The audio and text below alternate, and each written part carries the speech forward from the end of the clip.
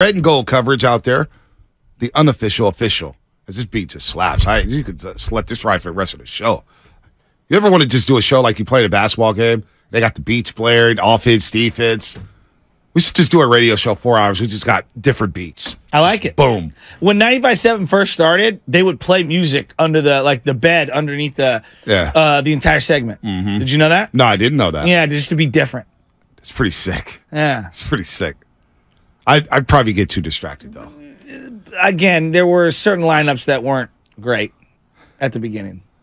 I'm not going to go there. 95.7 Game has you covered with the best red and gold coverage out there. I didn't see which ones. Evan Lowe, get it started.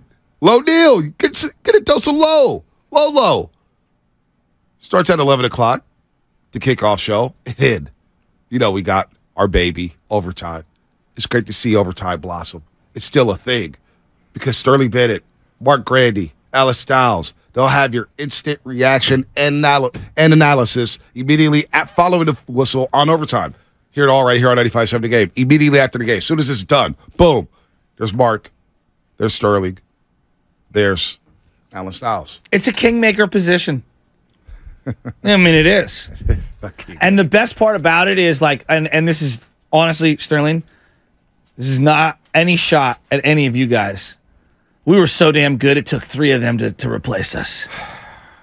It's a joke. He said it, not me. But Sterling was punter overtime. Oh, Sterling was. We were yelling at him down the line. I don't even remember that part. Sterling, I just remember Alex Scott doing judo while we were doing live shows. It was Sterling and Arden. I miss Alex Scott. It was Sterling and Arden. Nobody was more passionate about the things coming out of my mouth other than me than Alex Scott. I felt like me and that guy were going to run through a wall together. Love Alex, dude. He had our binders down, our folders, vanilla folders with the layout, the plan, the guest. Gosh, he was the best. I miss Alex Scott. He was at Joe Spinotti's Biddy's birthday party. Was he? Or Nora's birthday party. And Alex Scott was there running material. I was like, all right, enough, Alex. It's a lot. It's a lot right now. The winning edge. Got to change some diapers here, dude. Just chill. He does the winning edge. He loves that book. Yeah, he does. He lives by it. Yeah, he does. He literally lives by it. But Sterling and Arden used to be behind the scenes during the pandemic. How many times did we yell at those guys? Arden. We were yelling at those guys every week. Every single show. Multiple times a show. Arden. About what? What were we just yelling at them? Just fix my line. Give me back up. Give me back up. Yeah. Hey, that was the pandemic year. That was all bad. Remember Jim Coles were calling us? I've never been more angry in my life. Dude, the Dolphins game was rock bottom for your boy. We did like a 13. Oh, my God. We got numbers that day. But that was number 47 playing corner. And the Dolphins go up 21-0 just like that. And I remember Adam Knopf. I owe you lunch, Adam. We'll do it soon, I promise you. Maybe even next week. I got to figure out this Warriors World team. Maybe you can help me out. He called me in the middle of that game, third quarter. He goes, Bonte, it's over, right? It's over for Jimmy G. It has to go. Then I fired off that tweet. The Jimmy G era is over. Then I deleted it. Kate Scott held on to it forever. 25 more games. Kate Scott held on to it forever. But I was yelling at Sterling. You're yelling at me. Sterling Arden's there are whipping boys. Look at them. There were times during COVID where the boss would be like, do you two hate each other? Is this going to last? And now look at us. I'm not going to say what I want to say, but Carlos Ramirez is going to say some things about the Niners and Rams. ABC Sports Bay Area, 49ers pre and post, Giants pre and post. It was a great time to be alive during the pandemic, and Carlos Ramirez is a great time to be alive right now. Honestly, it was not a great time to be alive during the pandemic. What are you doing? Who are you fooling? Move on. I'm being sarcastic.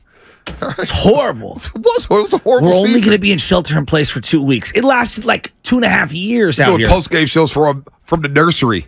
Baby Chance's room while Anna's laughing at me, throw my remote control because the Niners stuck in front of no fans. Unbelievable. Anyway, Carlos Ramirez.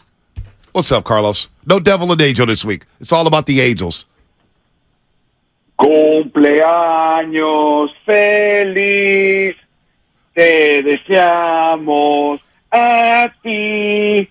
Cumpleaños, Ponte Hill. Cumpleaños feliz. I appreciate that, Carlos. Hey, I love that, Carlos. Way to go, baby. Way to go. Carlos, good morning to you, brother. Niners or Rams? Niners-Rams week. Niners go out there and handle business week 1 against the Pittsburgh Steelers, and I got the feeling they're going to handle business this Sunday. This team was so buttoned up on Sunday. What was the most impressive aspect of week 1's win over the Steelers? That I still think they have a ceiling to reach, that they haven't filled their full potential, that you see a team that's focused, that understands where they messed up. That's last 2 minutes in the second quarter were not buttoned up, both on offense and defense. That Nick Bosa is not 100%. He wasn't for that game, and he still had one of the highest PFF rankings of any player, despite he didn't have a single sack. That Deebo Samuel and George Kittle were not required. It was Christian McCaffrey and Brandon Ayuk performance. That it was Brock Purdy's first game back from the injury. That it was on the road, everything. I mean, I'm focusing more on the things they can still do than the things they did. I mean, Christian McCaffrey was just a beast, and I think he can still do more. He has such a good history facing NFC West teams over his career. So heads up, I've got some trivia for you guys today, some fun facts. We're going to have some fun today on the show. Are you up for it? I'm game. Yeah. I know you're the third host now, Carlos. I love this. No. Do this all the time. I love it. So first nugget. There's no trivia. First nugget. Christian McCaffrey is the player with the most yards per game against NFL West teams in NFL history. He is averaging 146.6 yards per game against NFC West teams. Wow. That is 20 more yards per game than Marshall Faulk, 22 more than Walter Payton, and almost 30 more than Billy Sims. He is an NFC West killer. So I expect him to have a huge game against the Rams this Sunday. Oh, yeah. 3 touchdowns last year. 1 passing, 1 receiving, 1 rushing against the L.A. Rams out of SoFi Stadium. And he's a West Coast guy, right? Colorado, then he comes to Stafford. Yep. It kind of makes sense. He loves it out here on the West. Yeah, and if you focus solely on the Rams, he's averaging 172 scrimmage yards per game against the Rams, plus 4 TDs. So, yeah, he's bound to have a massive game. I think he played them with Carolina, and then like 2 or 3 weeks later played them with the Niners. That is SoFi, yeah. That's when the Rams are like, let's try to get Christian McCaffrey. The Niners finally beat him to something, right? Yeah, about time.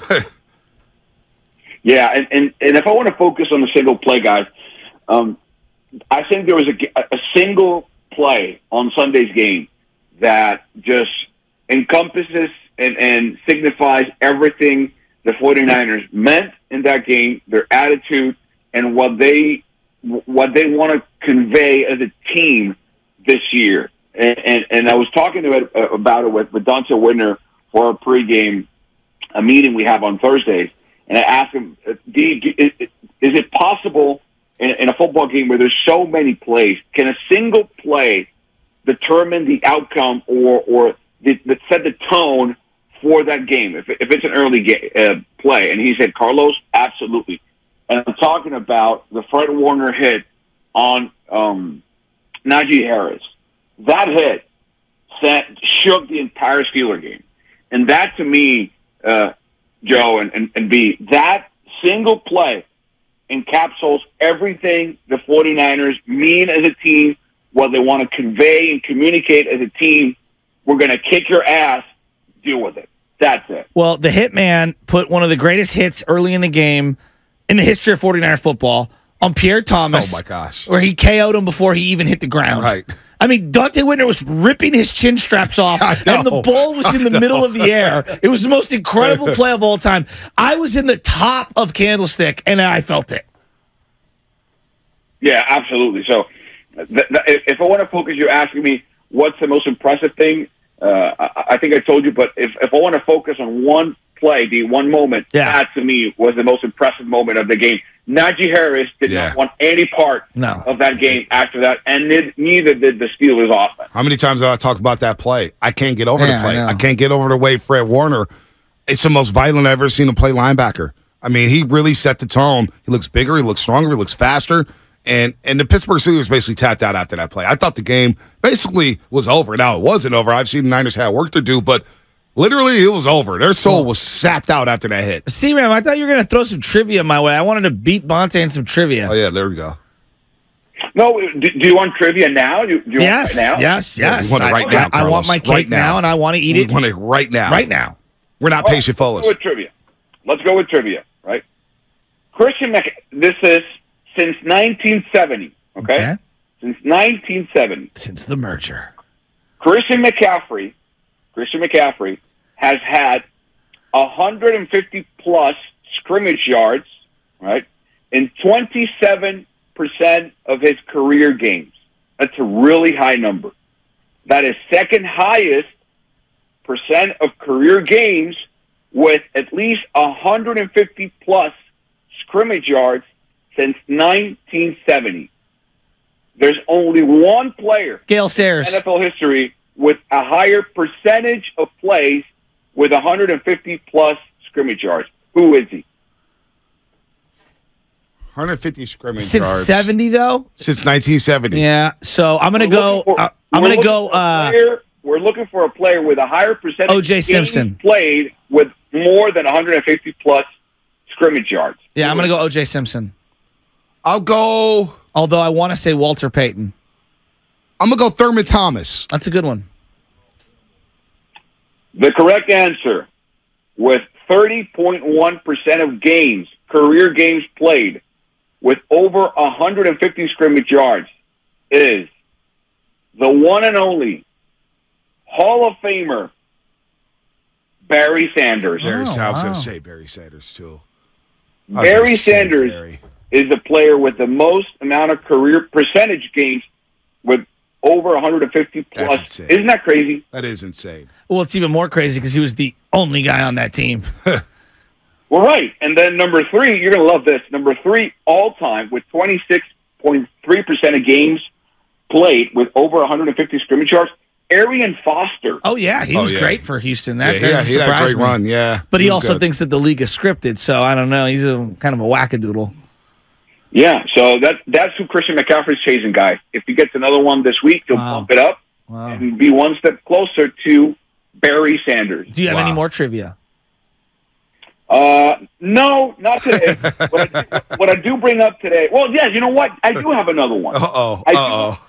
DJ Khaled, another one. I do have another one. You know what day today is, Bonte, besides your birthday? Dan Marino's birthday. It's Friday. Mike Dunleavy Jr.'s birthday. No. Dexter Carter.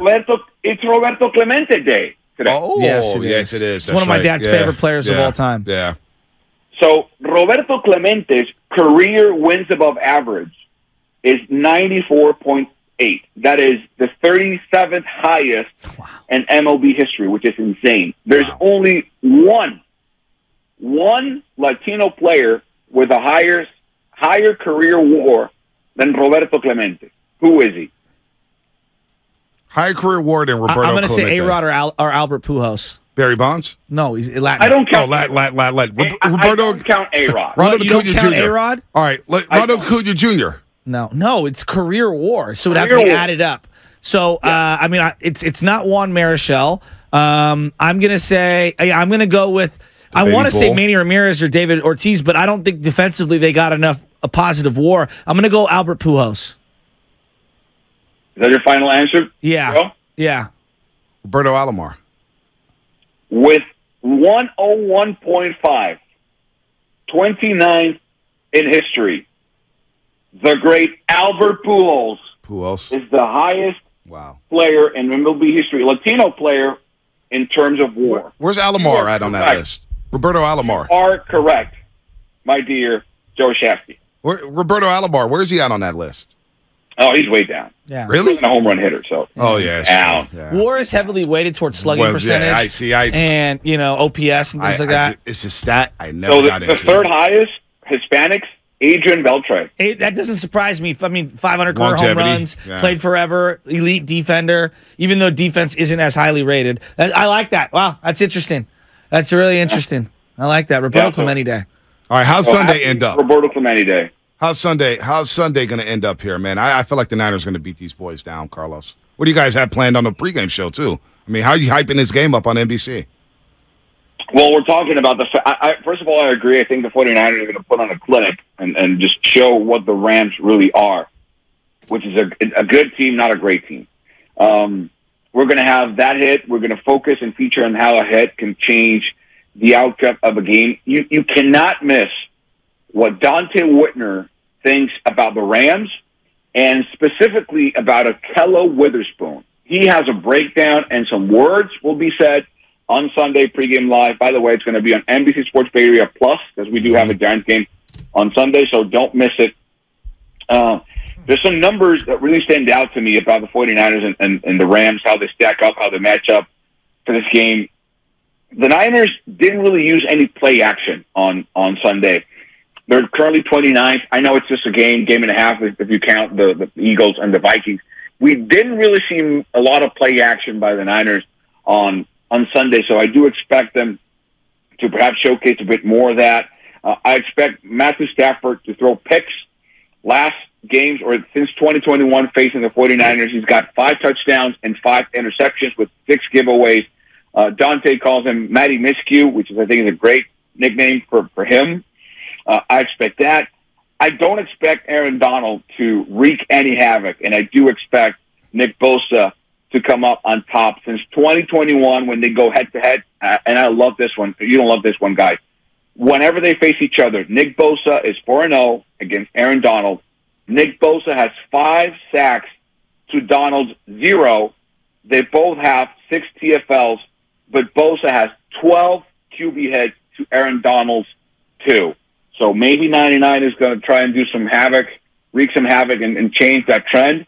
I wouldn't expect it, but that's what I'm hoping for. 49er Demolition Derby on Sunday at Levi South, a.k.a. SoFi Stadium. There it is. There it is. We would talk to you about some Giants stuff, but we don't have the time, Carlos. We'll say that for another day. Just handle business in Colorado. Another time for the third wild card spot, but hey, we'll see what happens there. Carlos, we always appreciate the time. Thanks, we always buddy. appreciate you, man. Have a great weekend. We'll be watching you on Pre and Post on Sunday. Thank you, brothers. Have a great weekend, you too, and let's go Niners on Sunday. Hell there yeah. it is. Carlos Ramirez here on the Morning Roast on 95.7 Game. So the way I know we're going to talk Niners. We're going to get back into the Niners, I promise. But I do love doing these fun exercises because you are a sports nut and you do know your stats. The way the war is, like career war,